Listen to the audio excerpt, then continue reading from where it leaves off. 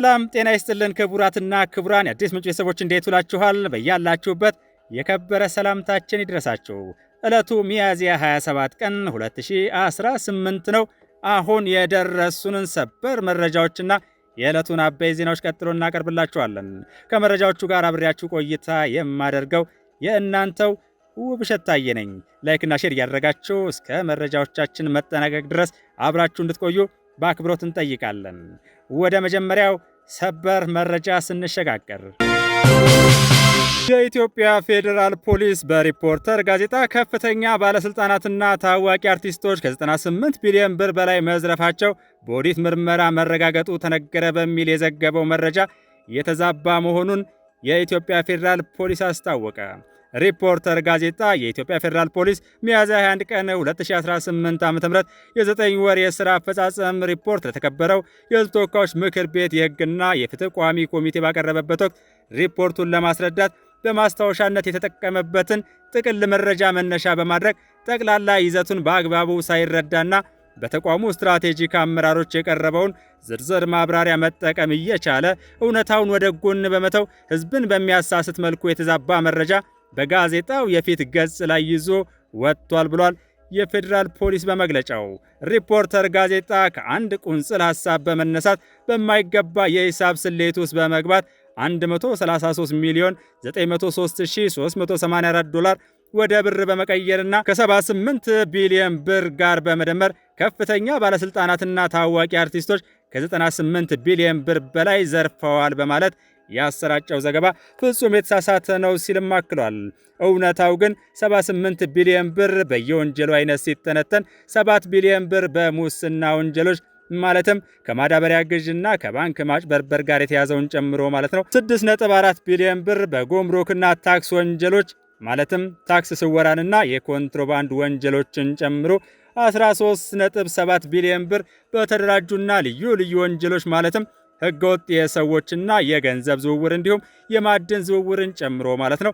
44.9 ቢሊዮን ብር በፋይናንስና ንግድ ነክ ወንጀሎች ማለትም ኢትዮጵያውያንና የውጭ ሀገር ዜጎች የተሳተፉበት ህገወጥ ሐዋላ፣ የሳይበር ወንጀል፣ የንግድ ነክ ወንጀል በተለይም ከፊንቴክ ድርጅትና ከአርቲስቶች ጋር በተያያዘ በ1400 ሰዎች ላይ የደረሰውን 1.7 ቢሊዮን ብር ጉዳትን ጨምሮ ማለት ነው።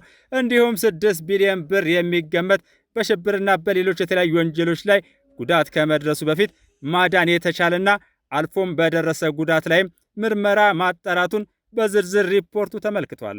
በተመሳሳይ ለተከበረው ቋሚ ኮሚቴ በቀረበው ሪፖርት ላይ 133 ሚሊዮን 903384 ዶላር ላይ ምርመራ ተጣርቶ ጉዳቱን ማዳን መቻሉ በዝርዝር ተገልጾ እያለ ሪፖርተር ጋዜጣ ግን እንደተዘረፈ አድርጎ ለሕዝብ ያሰራጨው ዘገባ ከእውነታው የራቀና የተዛባ ነው።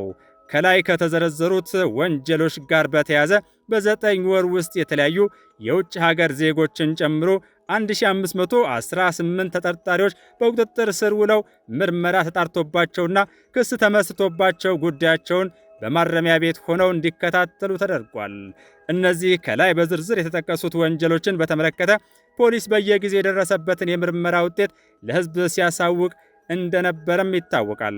እውነታው ይህ ሆኖ ሳለ የሪፖርተር ጋዜጣ መረጃውን በትክክል ለሕዝብ ማድረስ ሲገባው አዲስ ነገር እንደተፈጠረና ህብረተሰቡ እንደተዘረፈ አድርጎ ከጋዜጠኝነት ስነ ምግባር ያፈነገጠና የጋዜጣው ስውር ተልዕኮ የተንጸባረቀበት ኃላፊነት የጎደለው ተግባር ፈጽሟል ብሏል የኢትዮጵያ ፌዴራል ፖሊስ በሰጠው መግለጫ።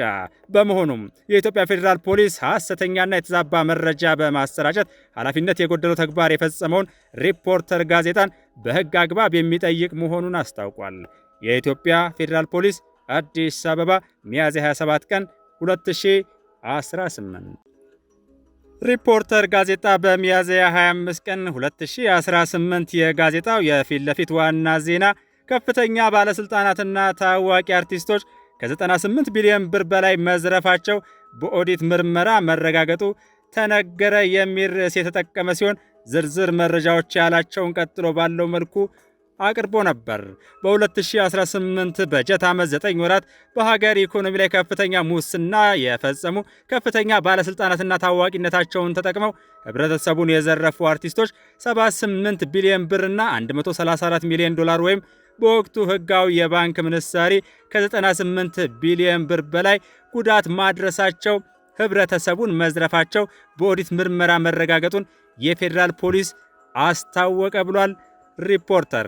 የኢትዮጵያ ፌዴራል ፖሊስ ይህን ያስታወቀው የ2018 በጀት ዓመት የ9 ወራት እቅድ አፈጻጸም ለህዝብ ተወካዮች ምክር ቤት ህግና ፍትህ ጉዳዮች ቋሚ ኮሚቴ ሚያዝያ 21 ቀን 2018 ዓ.ም ሲያቀርብ እንደነበረም ሪፖርተር ጋዜጣ ጠቅሷል። ፌዴራል ፖሊስ የወንጀል ምርመራ ኦፕሬሽን መምሪያ ምክትል ኮሚሽነር የሆኑትን ኮሚሽነር ሙሊሳ አብዲሳ ወንጀል ነክ የሆኑ ምርመራዎች ላይ የሙስና ምርመራ ወንጀሎች እንዴት እንደሚፈጸሙ ሲያብራሩ ሙስና በባህሪው እጅግ ውስብስብ ድርጊት ፈጻሚው በረቀቀ መልኩ የሚፈጽመው በመሆኑ ይህንን በማስረጃ ማረጋገጥ በጣም አስቸጋሪ ነው ማለታቸውን ሪፖርተር ገልጿል።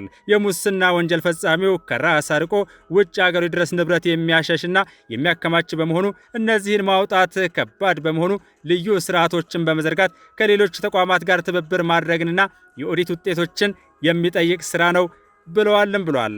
ሪፖርተር ጋዜጣ በሚያዝያ 25 ዘገባው ሲቀጥል የኦዲት ስራ ከሌለ በሙስና የደረሰውን ጉዳት መለካት እንደማይቻል ምንም እንኳ ከዋና ኦዲተር መስሪያ ቤት ጋር ጥሩ ግንኙነት ቢኖርም በሚፈለገው ደረጃ መርምሮ ውጤት ላይ ለመድረስ ከባድ መሆኑን ተናግሯል ብሏል። በበጀት ዓመቱ 9 ወራት በህዝቡ እይታ ውስጥ ያልነበሩ በተለይ ከማዳበሪያ ግዥ ጋር በተገናኘ የግብርና ኮርፖሬሽንና የባህር ትራንዚት ባለስልጣናት በማዳበሪያ ግዥ ሙስና እንዲሁም በኢትዮጵያ ኤሌክትሪክ ኃይል ውስጥ የተፈጸመ ምዝበራ ላይ ከፍተኛ ምርመራ በማካሄድ ትልቅ የመንግስት አመራሮችና እውቅናቸውን በመጠቀም ዘረፋ የፈጸሙ አርቲስቶች ላይ ተጠያቂነት ማረጋገጥ ችለናል ብለዋል። ሪፖርተር ዘገባውን ሲቀጥል ሪፖርቱን ያቀረቡት ኮሚሽነር ጄኔራል ደመላሽ ገብረ ሚካኤል በበኩላቸው ፌዴራል ፖሊስ በኮንትሮባንድ ዝውውር መከላከል ስራው በ2018 በጀት ዓመት የመጀመሪያዎቹ 9 ወራት 20.5 ቢሊዮን ብር የሚገመት ሸቀጦችን በቁጥጥር ስር መዋሉን ተናግሯል ብሏል።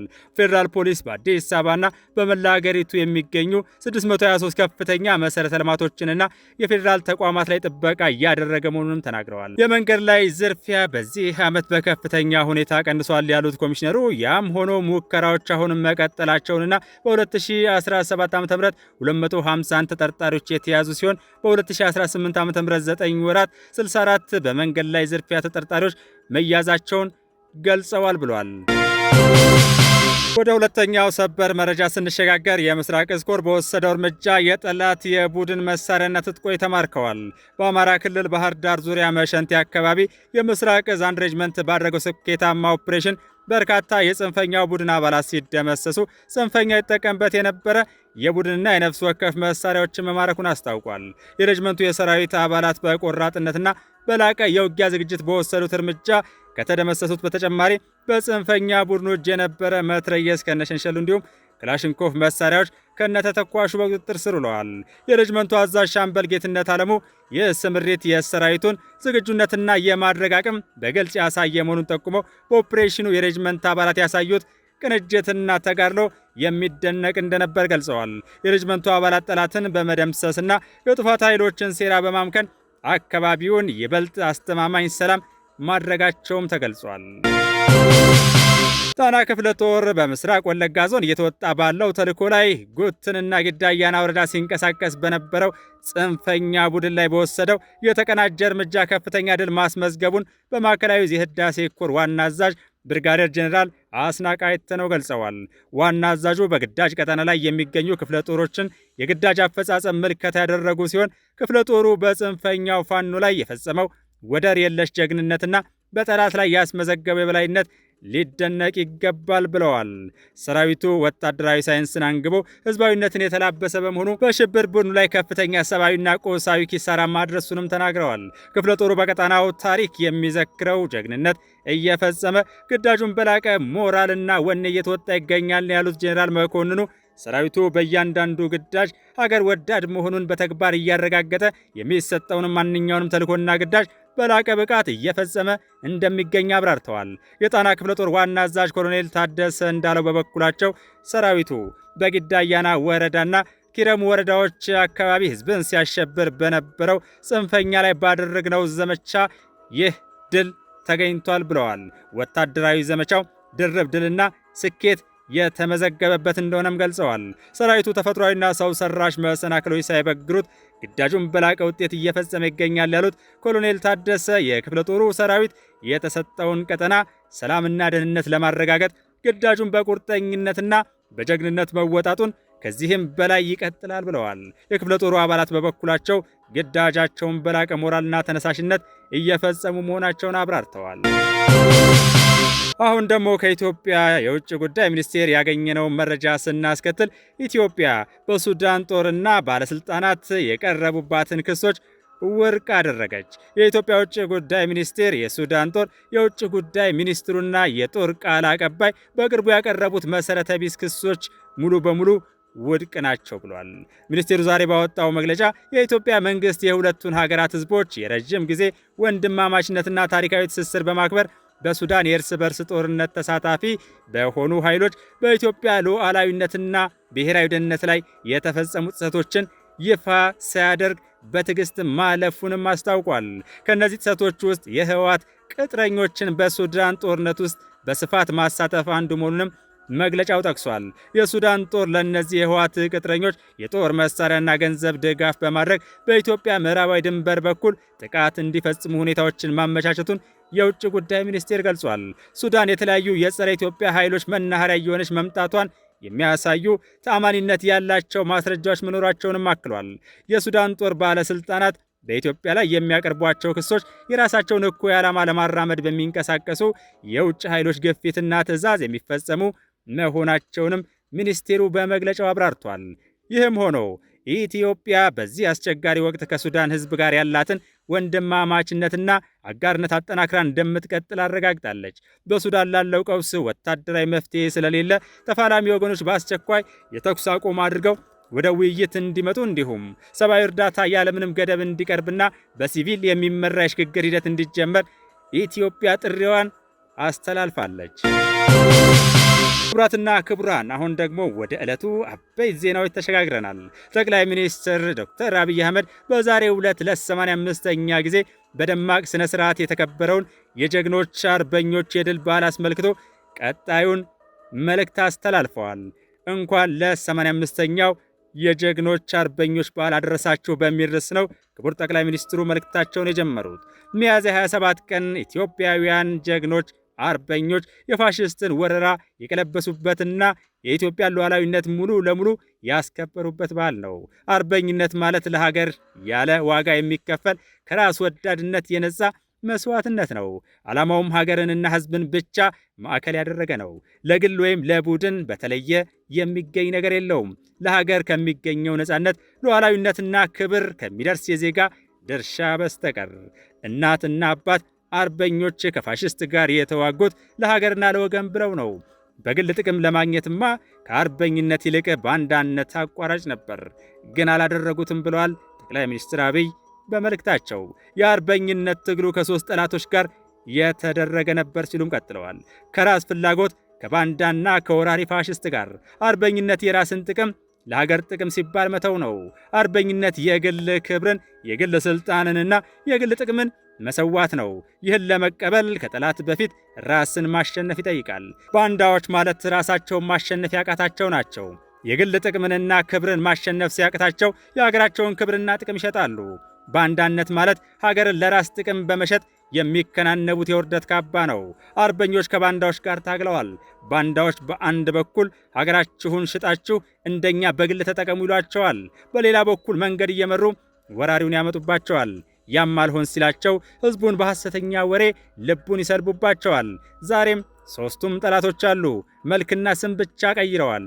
በሌላም በኩል ዛሬም በየመስኩ የተሰማሩ ኢትዮጵያውያን አርበኞች አሉ። የኢትዮጵያ ብልጽግና እንዲሳካ ብሔራዊ አርበኞች ይፈልጋል። የራስ ፍላጎትን፣ ባንዳነትንና ወራሪን እምቢ የሚል አርበኝነት።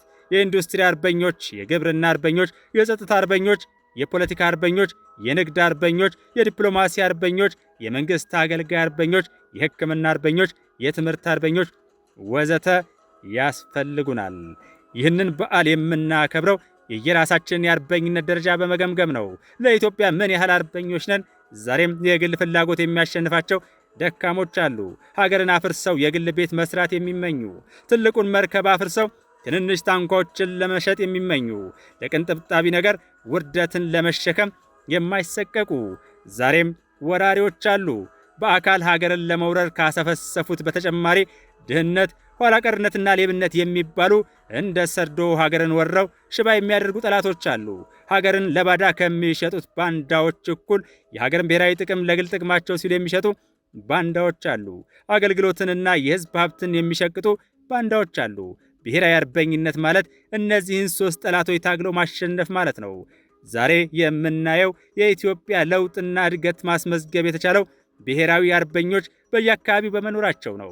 ብሔራዊ አርበኞች ሶስቱን ጠላቶች እያሸነፉ ቢሆንም ገና ሙሉ በሙሉ ድልን አልተቀዳጁም። የጠቅላይ ሚኒስትር አብይ አህመድ መልእክት ቀጥሏል። ድሉ እንደ ሚያዝያ 27 የሚታወጀው ኢትዮጵያ የአፍሪካ የብልጽግና ተምሳሌ ስትሆን ነው። ኢትዮጵያ በዓለም ደረጃ ከሚገኙ ሀያል ሀገሮች አንዷ ስትሆን ነው። ይህንን ድል እውን ለማድረግ ኢትዮጵያን የሚወዱ የኢትዮጵያ አርበኞች ሁሉ እንዲነሱ በዚህ አጋጣሚ ጥሪ ያቀርባለሁ። ኢትዮጵያ በልጆቿ ጥረት ታፍራና ተከብራ ለዘላለም ትኑር።